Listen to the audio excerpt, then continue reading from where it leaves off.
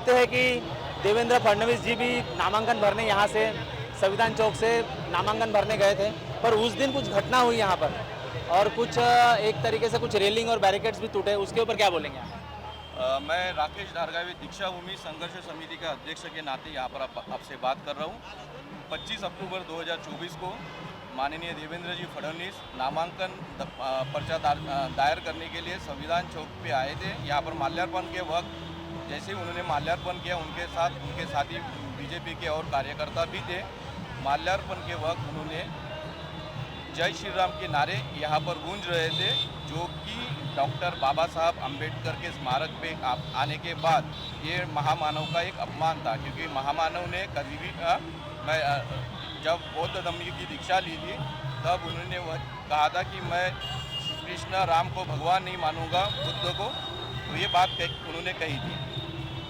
तो उसके बाद जब जय श्री राम के नारे लगे तो हम और उसी के साथ उनके कार्यकर्ताओं ने यहाँ पर इतनी जो भीड़ थी, तो भीड़ की वजह से यहाँ की बैरिकेडिंग, साथ ही साथ जो कटघरे थे, साथ ही साथ यहाँ की जो ग्राउंड की जो ग्रास वगैरह जो घास थी वो पूरी तहस नहस करके रखी। हम देखते हैं 6 दिसंबर रहे या 14 अप्रैल रहे, लोग यहाँ तब भी भारी तादाद में आते हैं, तब यहाँ पर ऐसी कोई घटना नहीं होती, तो आप इस घटना को कैसे देखते हैं?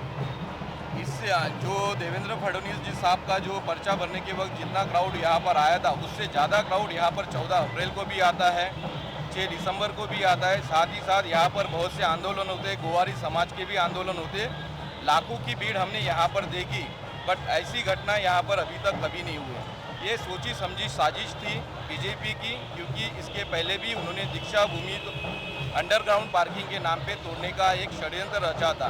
बाबा साहब के खिलाफ उनके मन में कितनी कटुता है ये इनके करने से दिख रहा है। ये बैरिकेडिंग वगैरह जो कल तोड़ी गई थी, ये उसी का नतीजा है। और यहाँ पर जय श्री राम के नारे का उद्देश्य उन्होंने किया था।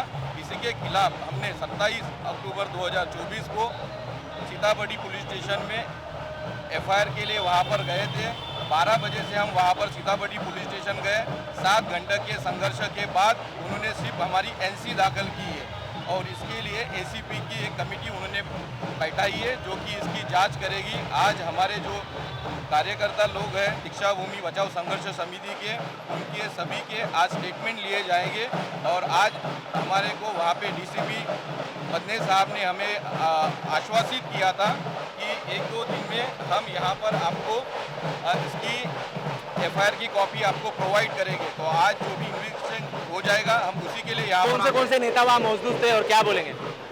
उस वक्त देवेंद्र फडणवीस जी, मोहन मदे जी, माननीय नितिन जी गडकरी, कृष्णा जी खोपड़े, बंटी जी कुकड़े, धर्मपाल मेश्राम, साथ ही साथ मिलिंद जी माने, सुलेखा कुंभारे, जयदीप कवाड़े और जोगेंद्र कवाड़े, ये सभी नेतागण यहाँ पर थे।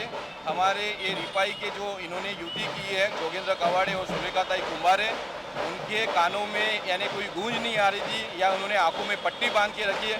ये इतने लाचार हो गए कि हमें समझ में नहीं आ रहा है कि इनको अभी यानी बाबा साहब के मिशन अगर ये आगे बढ़ाना चाहते और यहाँ पर जय श्री राम के नारे लगा रहे, तो इन्होंने उसी वक्त इनका विरोध करना चाहिए था।